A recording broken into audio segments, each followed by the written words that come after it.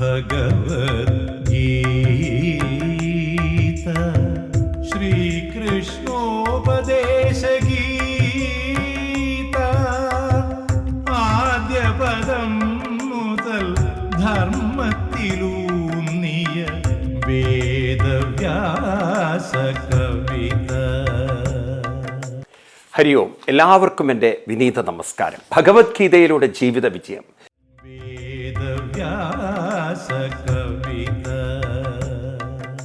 ഭഗവത്ഗീതയിലൂടെ ജീവിത വിജയം എന്നാൽ മനസ്സിൻ്റെ വികാസമാണ്. മനസ്സിൻ്റെ നാം മനസ്സിലാക്കാത്തതായ ചില അതിൻ്റെ പരിവർത്തനങ്ങളുണ്ട്, മാറ്റങ്ങളുണ്ട്. നമുക്കതാരും പറഞ്ഞു തന്നിട്ടില്ല, നമ്മളത് മനസ്സിലാക്കിയിട്ടില്ല. നമ്മൾ കരുതിയിരിക്കുന്നത് മനസ്സിന് ഇഷ്ടപ്പെട്ടതൊക്കെ നേടിയെടുത്താൽ മനസ്സിൻ്റെ ജീവിതം തൃപ്തി ചെയ്യുന്നതാണ്. മനുഷ്യൻ്റെ ജീവിതം തൃപ്തിയാവുന്നില്ല, മനസ്സും തൃപ്തിയാവുന്നില്ല. കാരണം എന്നും ഇഷ്ടപ്പെട്ട വിഭവങ്ങൾ കിട്ടണമെന്നുമില്ല, കിട്ടിയത് നമ്മളെ സംതൃപ്തരാക്കണം എന്നുമില്ല. അപ്പോൾ പിന്നെ എങ്ങനെ മനസ്സിനെ സംതൃപ്തമാക്കും, മനസ്സിനെ സന്തോഷമുള്ളതാക്കും? അതിനാണ് ഭഗവാൻ കൃഷ്ണൻ മനോവികാസത്തിൻ്റെ മാർഗങ്ങൾ ഗീതയിലൂടെ നമുക്ക് പറഞ്ഞു തരുന്നത്. അപ്പോൾ ഗീത നമ്മുടെ മനസ്സിന് സന്തോഷവും സംതൃപ്തിയും കൃതാർത്ഥതയും ധൈര്യവും നിറഞ്ഞ ഒരു മാർഗത്തെ നമുക്ക് കാണിച്ചു തരികയാണ്.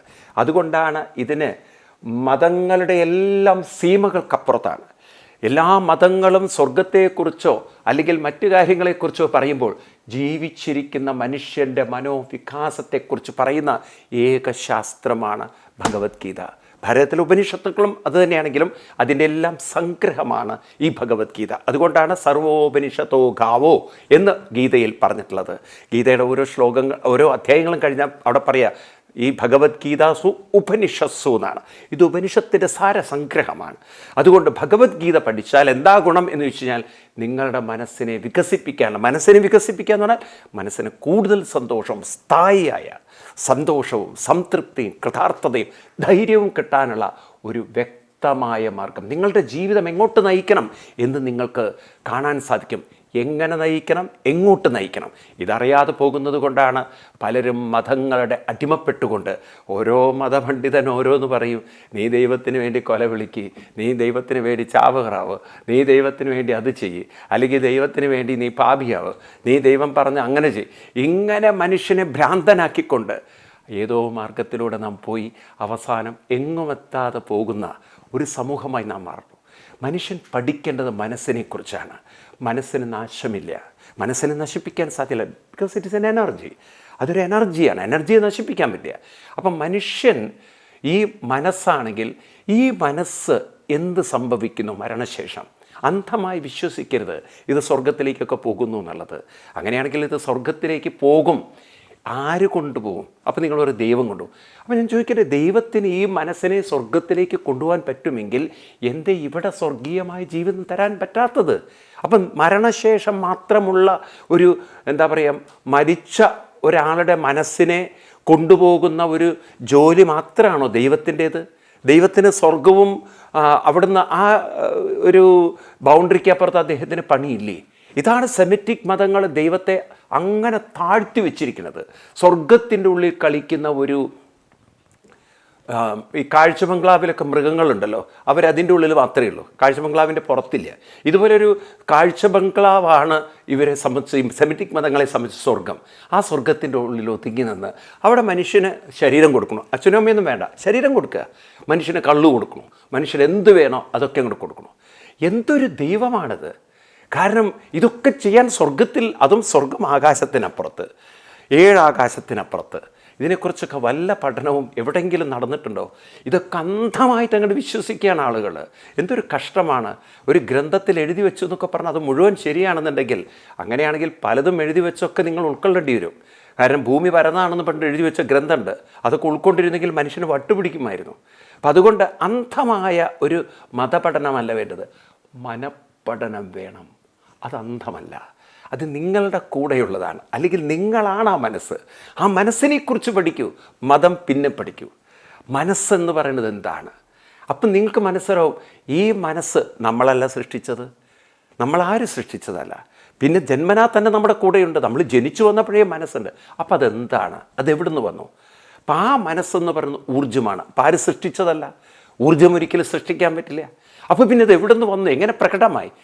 ആ മനസ്സെന്ന് പറയുന്നത് ഒരേ ശക്തിയാണ്. കാരണം എല്ലാവരിലും ബോധമുണ്ട്, എല്ലാ മനസ്സിലും ബോധമുണ്ട്. പക്ഷെ എല്ലാവരുടെയും ചിന്ത ഒരുപോലെയല്ല, എല്ലാവരുടെയും അറിവ് ഒരുപോലെയല്ല, എല്ലാവരുടെയും കഴിവ് ഒരുപോലെയല്ല. അപ്പം ഒന്നിൽ നിന്നാണ്, ഒരു ശക്തിയിൽ നിന്നാണ് വന്നെങ്കിൽ ഒരേപോലെ ഇരിക്കണ്ടേ? സൂര്യനിൽ നിന്ന് വരുന്ന രശ്മികളെല്ലാം ഒരേ ശക്തിയുള്ളതായി തീരണ്ടേ? അത് ചിലത് കറുപ്പും ചിലത് വെളുപ്പും എന്നൊക്കെ പറയാൻ പറ്റുമോ? ഇതുപോലെ ഒരേ ശക്തിയാണ്, ബോധത്തിൽ നിന്നാണ് ഈ മനസ്സൊക്കെ വരുന്നെങ്കിൽ എന്തേ പല വിധത്തിലുള്ള സ്വഭാവങ്ങളായത്? അവിടെയാണ് നാം മനസ്സിലാക്കേണ്ടത്, ഇതെങ്ങനെ സംഭവിച്ചു, ഈ പല വിധത്തിലുള്ള വൈവിധ്യ മനസ്സുകൾ എങ്ങനെ ഉണ്ടായി? ഈ വൈവിധ്യ മനസ്സുകൾ ഉണ്ടാകുന്നതിൻ്റെ കാരണം നാം എന്ന് പറയുന്ന ഒരു വ്യക്തിത്വം, ഈ മനസ്സിൻ്റെ അകത്ത് മനസ്സ് പ്രകടമാകുമ്പോൾ, അതിൽ നാം എന്നൊരു വ്യക്തിത്വം വരുമ്പോൾ അതിൽ നമുക്ക് സ്വാർത്ഥത എന്നൊരു ഭാഗത്തേക്ക് തിരിയാം. മനുഷ്യൻ അങ്ങനെ ചോയ്സ് തന്നിട്ടുണ്ട്, സ്വാർത്ഥതയിലേക്ക് തിരിയാം. അപ്പം അവനവൻ്റെ സ്വാർത്ഥതയിലേക്ക് തിരിയുമ്പോൾ അവനവൻ ബോധതലത്തിൽ നിന്നും മാറുന്നു, അവൻ്റെ സ്വാർത്ഥ ചിന്തയിലേക്ക് മാറുന്നു. അപ്പോൾ ബോധത്തിൽ നിന്നും പ്രകടമായ മനസ്സ് അത് ശരീരത്തിലേക്ക് ആകർഷിക്കപ്പെടുന്നതോടുകൂടി ഞാനെന്നൊരു പ്രതിഭാസം രൂപപ്പെടുമ്പോൾ, അല്ലെങ്കിൽ ഞാനെന്നൊരു അഹന്ത രൂപപ്പെടുമ്പോൾ, ആ അഹന്ത സ്വാർത്ഥനിഷ്ഠമായി ഇന്ദ്രിയങ്ങളിലൂടെ ശരീരത്തിലൂടെ കിട്ടുന്ന ജീവിതവും സുഖവും മാത്രമാണ് ശരിയെന്ന് തെറ്റിദ്ധരിച്ച് ഇതുപോലെ ആകാശത്തിനപ്പുറത്തും ശരീരസുഖങ്ങൾ അനുഭവിക്കാമെന്ന മിഥ്യാബോധത്തിൽ മനുഷ്യൻ അങ്ങനെ വീഴ്ന്നു പോന്നു. അപ്പം അതുകൊണ്ട് മനസ്സിന് ഇന്ദ്രിയങ്ങളില്ലാതെയും സുഖങ്ങൾ അനുഭവിക്കാൻ പറ്റുമോ എന്നാണെങ്കിൽ പറ്റും. അതിനെന്താ വേണ്ടത്? ആ മനസ്സിനെ നാം അനുഷ്ഠിക്കുന്ന സാധനകളിലേക്കും നമ്മുടെ കർമ്മരംഗങ്ങളിലേക്കും ഏകീഭവിപ്പിക്കാനും അതിലേക്ക് ആഴ്ന്നിറങ്ങി ലയിപ്പിച്ച് ആസ്വദിക്കാനും സാധിക്കുന്ന ഒരു മാനസികാവസ്ഥ ഉണ്ടെങ്കിൽ, സംഗീതം കേൾക്കുന്ന സമയത്ത് നോക്കൂ, അവിടെ പാടുന്ന ആളുകളുടെ ആ രാഗഭാവത്തിലേക്ക് നമ്മളങ്ങനെ ഏകാഗ്രമായി മനസ്സർപ്പിച്ചുകൊണ്ട്, മനസ്സ് ലയിപ്പിച്ചുകൊണ്ട്, അതിലങ്ങനെ മുഴുകിക്കൊണ്ട് അപ്പോൾ നിങ്ങൾ ആസ്വദിക്കുന്നു.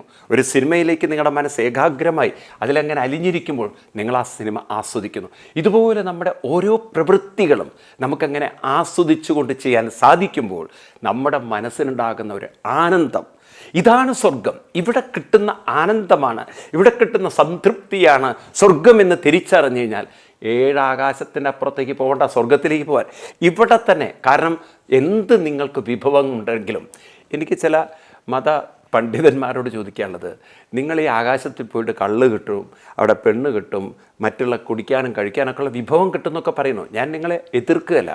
നിങ്ങളുടെ മാനസികാവസ്ഥ ശരിയല്ലെങ്കിൽ നിങ്ങൾക്ക് എന്തുണ്ടായിട്ടെന്ത് കാര്യം? നിങ്ങൾക്ക് ഇവിടെ തന്നെ ഇതൊക്കെ കിട്ടില്ലേ? ഇവിടെ മദ്യം കിട്ടില്ലേ? ഇവിടെയും ധാരാളം വിഭവങ്ങളില്ലേ? ഒരു മനസ്സിൻ്റെ താളം തെറ്റിയ ഒരാൾക്ക് ഇത് വല്ലതും കിട്ടിയിട്ട് കാര്യമുണ്ടോ? മനസ്സിലല്ലേ സന്തോഷം, മനസ്സിലല്ലേ സുഖം, അതോ ശരീരത്തിലാണോ? നിങ്ങളുടെ മനസ്സ് ശരിയല്ലെങ്കിൽ, മനസ്സ് മുഴുവൻ വേദനയും ദുഃഖവുമാണെങ്കിൽ, നിങ്ങൾ എന്ത് തന്നെ കിട്ടിയാലും ആ ഒരു മനസ്സിനെ സന്തോഷിപ്പിക്കാൻ സാധിക്കുമോ?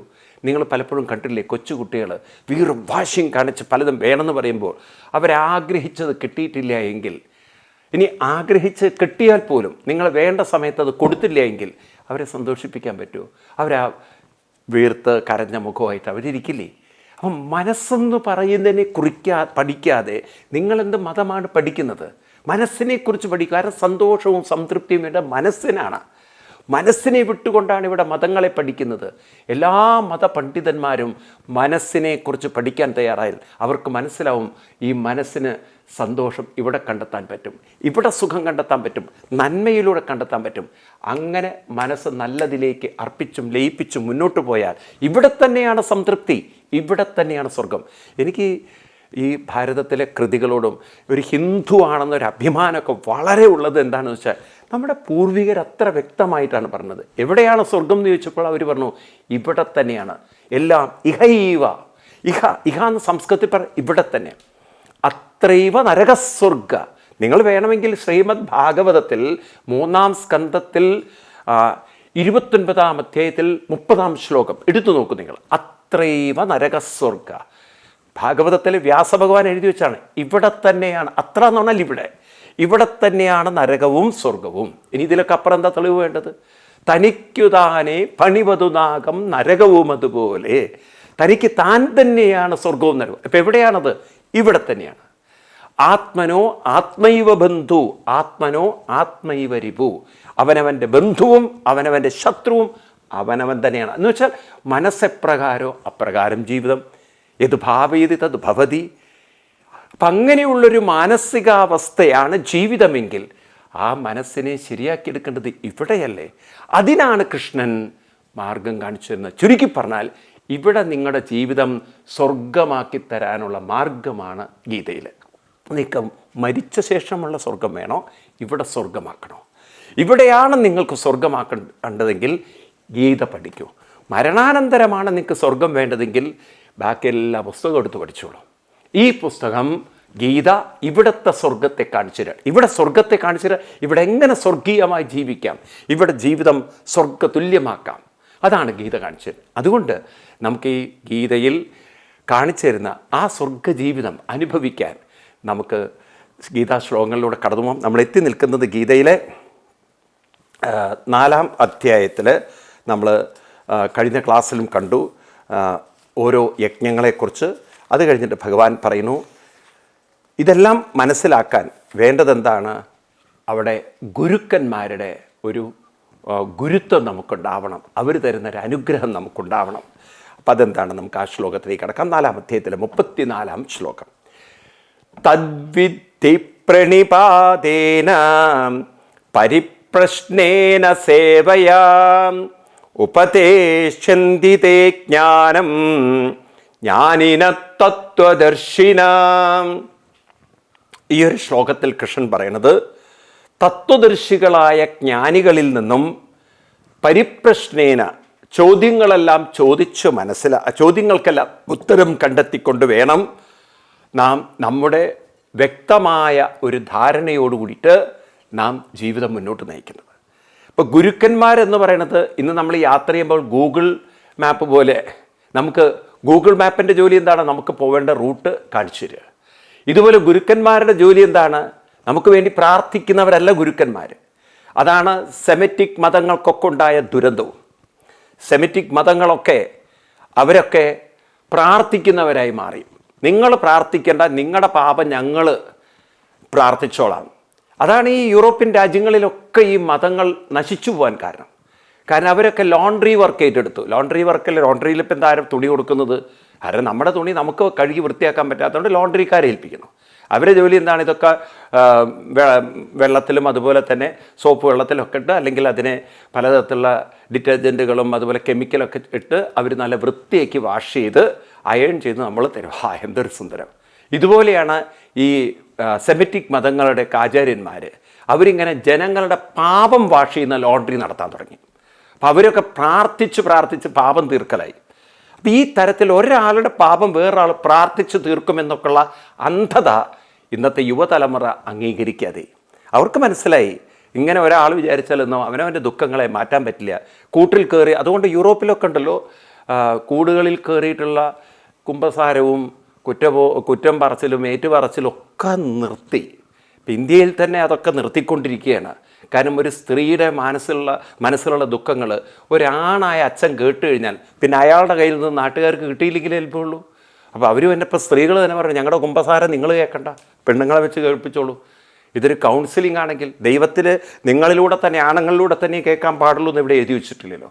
അപ്പോൾ ആ കോൺഫ്ലിക്റ്റ് ഇപ്പം നടന്നുകൊണ്ടിരിക്കുകയാണ്. അതുകൊണ്ട് ഭാരതത്തിൻ്റെ സംസ്കൃതിയിലേക്ക് വരുന്നവരുടെ എണ്ണം ദിനം പ്രതി കൂടിക്കൊണ്ടിരിക്കുകയാണ്. ഇന്നത്തെ യുവതലമുറ മനസ്സിലാക്കണം, കൃഷ്ണനെ എന്തുകൊണ്ട് ലോകം ആദരിക്കുന്നു? കാരണം ഭഗവാൻ കൃഷ്ണനുണ്ടല്ലോ നമുക്ക് കാണിച്ചു തരുന്ന വഴി ആരെയും അന്ധമായി പിന്തുടരാനല്ല, പരിപ്രശ്നേന. ആ വാക്കൊരൊറ്റ എണ്ണം മതി. ഈ ശ്ലോകത്തിൽ നിങ്ങൾക്ക് ആ കൃഷ്ണൻ്റെ മഹത്വം മനസ്സിലായി. പരിപ്രശ്നേന എന്ന് പറഞ്ഞാൽ നോട്ട് ബ്ലൈൻഡ് ഫോളോയിങ് എന്നാണ്.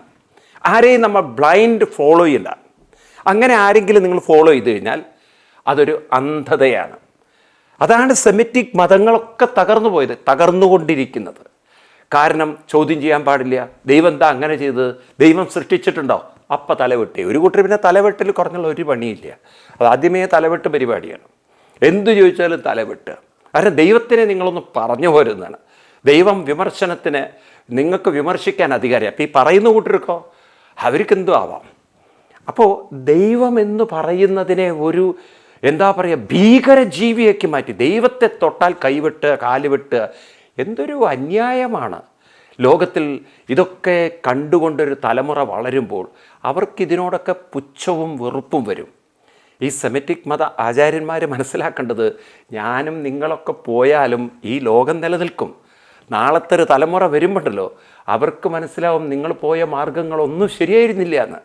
അവരതിനെ കറക്റ്റ് ചെയ്യും. നിങ്ങൾ നോക്കൂ, ഇപ്പം തന്നെ നിങ്ങൾ അറേബ്യൻ രാജ്യങ്ങളിലേക്ക് നോക്കൂ. ഇത്രയും കാലം മതത്തിൻ്റെ അടിസ്ഥാനത്തിൽ വെള്ളിയാഴ്ച അവധിയായി കൊണ്ടു നടന്ന ആ രാജ്യങ്ങളൊക്കെ ഇപ്പം ഞായറാഴ്ചയും ശനി ഞായർ അവധിയാക്കി മാറ്റുകയാണ്, ഞായറാഴ്ചകളിലേക്ക് മാറുകയാണ്. കാരണം ഏറ്റവും കൂടുതൽ ട്രേഡിംഗ് നടക്കുന്ന മറ്റ് രാജ്യങ്ങളിലൊക്കെ സൺഡേ ഹോളിഡേ ആകുമ്പോൾ ഇവിടെ വർക്കിംഗ് ഡേ ആയിട്ട് ആരുണ്ടാവും അന്ന് വർക്ക് ചെയ്യാൻ? മറ്റുള്ള രാജ്യങ്ങളിലൊന്നും ആരുമില്ല. അവരൊക്കെ കമ്പ്യൂട്ടർ ഓഫ് ചെയ്തിരിക്കുമ്പോൾ ഇവിടെ കമ്പ്യൂട്ടർ ഓൺ ചെയ്തിട്ട് എന്ത് കാര്യം? അത് ബിസിനസ്സിനെ ബാധിക്കുന്നു, സമ്പത്തിനെ ബാധിക്കുന്നു, സമ്പദ്ഘടനയെ ബാധിക്കുന്നു. അപ്പോൾ അതുകൊണ്ട് അവർ മാറ്റി.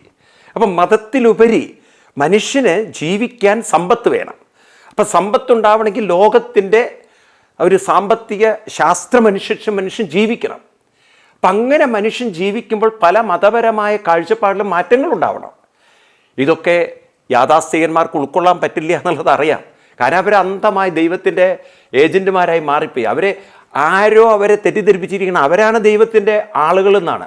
നിങ്ങൾ വെളുത്ത വസ്ത്രം ധരിച്ചതുകൊണ്ടോ വെളുത്ത ഒരു തരത്തിലുള്ള യൂണിഫോം ഇട്ടുകൊണ്ടോ നിങ്ങളെ ആരും ദൈവത്തിൻ്റെ ആളുകളാക്കി വെച്ചിട്ടില്ല. ദൈവം വെച്ചിട്ടില്ല, ദൈവം വെച്ചിട്ടുണ്ട്. അത് മറ്റേ മെൻ്റൽ ഹോസ്പിറ്റലൊക്കെ ഇങ്ങനെ കേൾക്കാറുണ്ട്. ഒരുത്തൻ വിളിച്ചു പറയാണ്, ദൈവമേ എന്നെ കാരാഗ്രഹത്തിൽ നിന്ന് മോചിപ്പിക്കണമേ. അപ്പം അപ്പുറത്തുനിന്ന് നിൻ്റെ വിളി ഞാൻ കേട്ടിരിക്കുന്നു, നിന്നെ ഞാൻ മോചിപ്പിച്ചിരിക്കുന്നു. അപ്പോൾ ഉടനെ വേറൊരാൾ, നീ ആരാടാ അത് പറയാൻ? അപ്പം ഈ പ്രാർത്ഥിച്ചവൻ പറയാണ്, ഞാനാണ് ദൈവമെന്ന്. അപ്പം മറ്റൊരുത്തൻ പറയാണ്, നിന്നെ ദൈവമായിട്ട് ഞാൻ വാഴിച്ചിട്ടില്ലല്ലോ. അപ്പം ഇവൻ ചോദിച്ചു, നീ ആരാണ്? ഞാനാണ് നിന്നെ വാഴിക്കേണ്ട ദൈവമെന്ന്. അപ്പം അവനോട് പറയാണ്, നിന്നെ ആരാ ദൈവം നിശ്ചയിച്ചതെന്ന്? പറഞ്ഞു, ഞാൻ സ്വയം പ്രഖ്യാപിച്ചു ഞാൻ തന്നെയാണ് ദൈവം. അപ്പം ഇതുപോലെയൊക്കെയാണ് ഇവിടെ നടക്കുന്നതൊക്കെ. ഒരു മാനസിക തലത്തിൽ അവരവരങ്ങനെ ഡിക്ലെയർ ചെയ്യുകയാണ് ഞങ്ങൾ ദൈവത്തിൻ്റെ ആളുകളാണെന്ന്.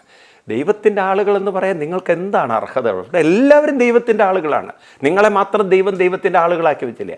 Every one is equally competent to you. നിങ്ങൾക്ക് ഉള്ള അതേ അധികാരവും അർഹതയും ഇവിടെ എല്ലാവർക്കും ഉണ്ട്.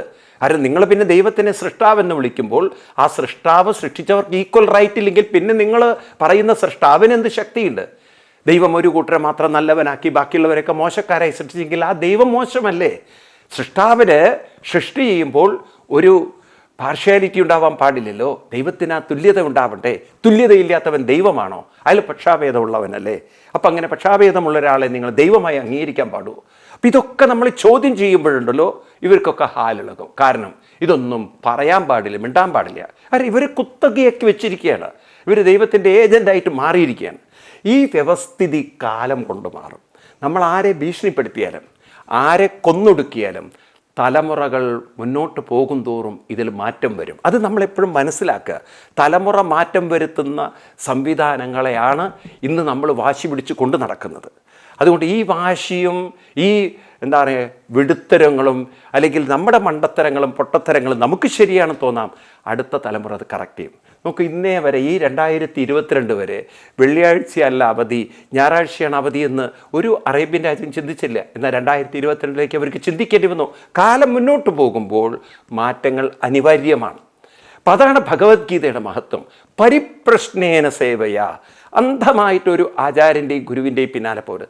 പരിപ്രശ്നം എന്ന് പറഞ്ഞാൽ ആചാര്യന് പരിപ്പുവട കൊടുത്തിട്ട് അയാളുടെ പിന്നാലെ പോകണമെന്നല്ല. ഈ പരിപ്രശ്നം എന്ന് പറഞ്ഞാൽ ചോദ്യങ്ങൾ നമ്മുടെ സംശയങ്ങളെ ദൂരീകരിക്കാൻ പറ്റില്ലെങ്കിൽ പിന്നെ നമ്മൾ പോകരുത്. ആദ്യം നമ്മൾ മനസ്സിലാക്കണം, ഈശ്വരനുണ്ടോ, ദൈവമുണ്ടോ? ഇവിടെ ഈ ജന്മം നമുക്ക് ആ ഈശ്വരത്വത്തെ അറിയാൻ പറ്റുമോ? ഈശ്വരനെ കാണാൻ പറ്റുമോ? ഇതായിരുന്നു സ്വാമി വിവേകാനന്ദനെ വിവേകാനന്ദനാക്കിയത്. നരേന്ദ്രൻ എന്ന് പറയുന്ന ചെറുപ്പക്കാരൻ അനവധി ആചാര്യന്മാരെ കണ്ടു. ചോദിച്ചു, ദൈവത്തെ കണ്ടിട്ടുണ്ടോ? പലരും പല ഉത്തരം പറഞ്ഞു. അന്ധമായി അതൊന്നും അംഗീകരിക്കാൻ അദ്ദേഹം തയ്യാറായില്ല. രാമകൃഷ്ണ പരമഹംസരുടെ അടുത്ത് എത്തിയപ്പോഴാണ് മനസ്സിലായത്, ദൈവം ഉണ്ടോ എന്ന ചോദ്യമല്ല വേണ്ടിയിരുന്നത്, ദൈവമേ ഉള്ളൂ എന്നൊരു സത്യമായിരുന്നു മനസ്സിലാക്കേണ്ടത്. കാരണം താനുണ്ടോ എന്നായിരുന്നു ചോദിക്കേണ്ടത്. താനുണ്ടോ? അപ്പം ഞാനുണ്ട് എന്നുള്ള ബോധത്തിലല്ലേ ജീവിക്കുന്നത്. ഇപ്പം ഞാനുണ്ട്, എവിടെ ഉണ്ട്? ഞാൻ എവിടെയാണ് ഉള്ളത്? അപ്പം നിങ്ങൾ പറയും ഇവിടെ ഉണ്ടെന്ന്. ഇതെന്ന് പറഞ്ഞാൽ ഈ ശരീരമല്ലേ? ഈ ശരീരത്തിൽ നിങ്ങൾ ഉണ്ടെന്ന് പറയുമ്പോൾ മരിച്ച ശരീരത്തിൽ എന്തേ ഞാനില്ലാത്തത്? അപ്പം നിങ്ങൾ പറയും ഞാൻ ശരീരത്തിൽ നിന്ന് വിട്ടുപോയിന്ന്. അപ്പം ഞാൻ ശരീരത്തിൽ നിന്ന് വിട്ടുപോയി. അപ്പം എന്നെ ഈ ശരീരത്തിൽ പിടിച്ചു നിർത്തിയത് ആര്? ഈ ശരീരമായിരുന്നെങ്കിൽ ഞാൻ വിട്ടുപോവോ? ഞാൻ ശരീരത്തിൻ്റെ ഒരു ഭാഗമായിരുന്നെങ്കിൽ ഈ ശരീരത്തിൻ്റെ കൂടെ ഉണ്ടാവില്ലേ? പക്ഷെ മരണസമയത്ത് ഞാൻ ശരീരത്തെ വിട്ടുപോകുന്നെങ്കിൽ അപ്പം ഞാൻ ശരീരത്തിൻ്റെ കൂടെ ഇല്ലല്ലോ. അപ്പം എൻ്റെ ഈ ശരീരത്തിൽ എന്നെ പിടിച്ചു നിർത്തുന്ന ആരാണ്? അപ്പം ഞാൻ ആരാണ്? ശരീരത്തിൻ്റെ ഭാഗമല്ല. കാരണം ശരീരത്തിൻ്റെ ഭാഗമായിരുന്നെങ്കിൽ ഈ ശരീരം മരണം എന്നൊരു പ്രക്രിയ ഉണ്ടാവരുത്. കയ്യും കാലൊക്കെ ശരീരത്തിൻ്റെ ഭാഗമാണ്. മരിച്ചു കഴിഞ്ഞാൽ അത് ശരീരത്തിൻ്റെ കൂടെയുണ്ട്. വസ്ത്രം ശരീരത്തിൻ്റെ ഭാഗമല്ല, അതുകൊണ്ട് നമുക്ക് വസ്ത്രത്തെ അഴിച്ചു മാറ്റാൻ പറ്റുന്നുണ്ട്. ഇതുപോലെ നമ്മുടെ മനസ്സും രാത്രി ഉറങ്ങുന്നു, രാവിലെ ഉണരുന്നു. അപ്പോൾ നാം നോക്കുമ്പോൾ ഈ മനസ്സ് എന്ന് പറയുന്ന അത്ഭുതം അതെവിടെയാണ്? ആരാണ് ഈ ശരീരത്തിൽ പിടിച്ചു നിർത്തുന്നത്? ഇതിനെക്കുറിച്ചൊക്കെ നാം ആഴത്തിൽ പരിശോധിക്കുമ്പോഴാണ് നമുക്ക് മനസ്സിലാവുക ഈ മനസ്സെന്ന് പറയുന്ന പ്രതിഭാസം എന്നത് തന്നെയാണ് ഈശ്വരീയമായ ശക്തി. അത് അനന്തമായ ബോധ ഊർജത്തിൽ നിന്നും പ്രകടമായതാണ്. ആ ബോധ ഊർജമാണ് ഭാരതീയർ പറയുന്ന ഈശ്വരൻ, പ്രജ്ഞാനം, ബ്രഹ്മ. അപ്പം അതിലേക്കാണ് ഗുരു നമ്മളെ നയിക്കുന്നത്. ഏതിലേക്ക്? ആ അറിവിലേക്ക്. അതായത് നിങ്ങളെ നിലനിർത്തുന്ന അനന്തബോധ ഊർജം. ആ ബോധ ഊർജത്തെ ഉപയോഗിച്ചുകൊണ്ട് നിങ്ങളുടെ മനസ്സിനെ നിങ്ങൾക്ക് പരിവർത്തനം വരുത്താൻ സാധിക്കും. കാരണം മനസ്സ് സ്വതന്ത്രമാണ്. അതിന് രാത്രി ഉറങ്ങാനുള്ള സ്വാതന്ത്ര്യമുണ്ട്, രാവിലെ ഉണരാനുള്ള സ്വാതന്ത്ര്യമുണ്ട്. അതുകൊണ്ട് തന്നെ നിങ്ങൾക്കതിൻ്റെ ഡയറക്ഷൻ മാറ്റാനുള്ള പൂർണ്ണ സ്വാതന്ത്ര്യമുണ്ട്. പൂർണ്ണ സ്വാതന്ത്ര്യമുള്ള ഒന്ന് ഈ പരിമിതമായ ശരീരത്തിൽ ഒതുങ്ങി പരിമിതപ്പെട്ട് കിടക്കുന്നതല്ല. ശരീരം സ്വതന്ത്രമാണ് എന്ന് നിങ്ങൾക്ക് പറയാൻ പറ്റുമോ? ശരീരം സ്വതന്ത്രമല്ല. മനസ്സ് നിശ്ചയിക്കുന്ന പോലെ തന്നെ അതിലിപ്പം നിങ്ങൾ ഇത്രയും ആഹാരം കൊടുക്കുള്ളൂ, നിങ്ങൾ കണ്ണ് തുറക്കില്ല. നിങ്ങൾക്ക് എന്തെങ്കിലും തീരുമാനിച്ചു കഴിഞ്ഞാൽ അത് ഈ ശരീരം അനുസരിച്ചേ പറ്റുള്ളൂ. എന്നാൽ മനസ്സ് സ്വതന്ത്രമാണ്. മനസ്സിന് സ്വാതന്ത്ര്യമുണ്ട്. നിങ്ങൾക്ക് ഏത് ഡയറക്ഷനിലും പോകാൻ, ഏത് ജീവിതവും നയിക്കാൻ നിങ്ങൾക്ക് സ്വാതന്ത്ര്യമുണ്ട്. എന്തും ചിന്തിക്കാനുള്ള സ്വാതന്ത്ര്യമുണ്ട്. ഇതെവിടെ നിന്ന് കിട്ടി ഈ സ്വാതന്ത്ര്യം? പരിമിതമായ ശരീരത്തിൻ്റെ ഉള്ളിൽ പരിമിതികളില്ലാത്ത മനസ്സ്. സ്വാതന്ത്ര്യമില്ലാത്തൊരു ശരീരത്തിൻ്റെ ഉള്ളിൽ ഈ സ്ട്രക്ചറിനപ്പുറത്ത് ശരീരത്തിന് പോകാൻ പറ്റില്ല. എന്നാൽ സ്വാതന്ത്ര്യമുള്ളൊരു മനസ്സ്. ഇതെങ്ങനെ സംഭവിച്ചു? എവിടെയാണ് ഈ മനസ്സപ്പം നിൽക്കുന്നത്? ഇതിനെക്കുറിച്ചൊക്കെ ഒരു പഠനം നമ്മൾ നടത്തിക്കഴിഞ്ഞാൽ നമുക്ക് മനസ്സിലാവും ഈ മനസ്സിൻ്റെ പിന്നിൽ അനന്തശക്തിയുണ്ട്. ആ ശക്തി എങ്ങനെയാണ് നമ്മുടെ ജീവിതത്തിൽ പ്രയോജനപ്പെടുത്തി ജീവിതത്തെ പരിവർത്തനം വരുത്തേണ്ടത്? അതായത് നമ്മുടെ ജീവിതത്തെ എങ്ങനെ മനോവികാസം സാധിച്ച് നമുക്ക് കൂടുതൽ സന്തോഷവും ശക്തിയും സംതൃപ്തിയും ധന്യതയും നിറഞ്ഞൊരു ജീവിതം നേടിയെടുക്കാൻ സാധിക്കും. അത് നാം ഗുരുക്കന്മാരിൽ നിന്നും ചോദിച്ചു മനസ്സിലാക്കി അതിന് പറ്റുന്ന സാധനാനുഷ്ഠാനങ്ങളെയും മനസ്സിലാക്കിക്കൊണ്ട് ആരാണോ മുന്നോട്ട് പോകുന്നത് അവർക്ക് ഈ പറഞ്ഞ മനോവികാസം എളുപ്പത്തിൽ സാധ്യമാവും.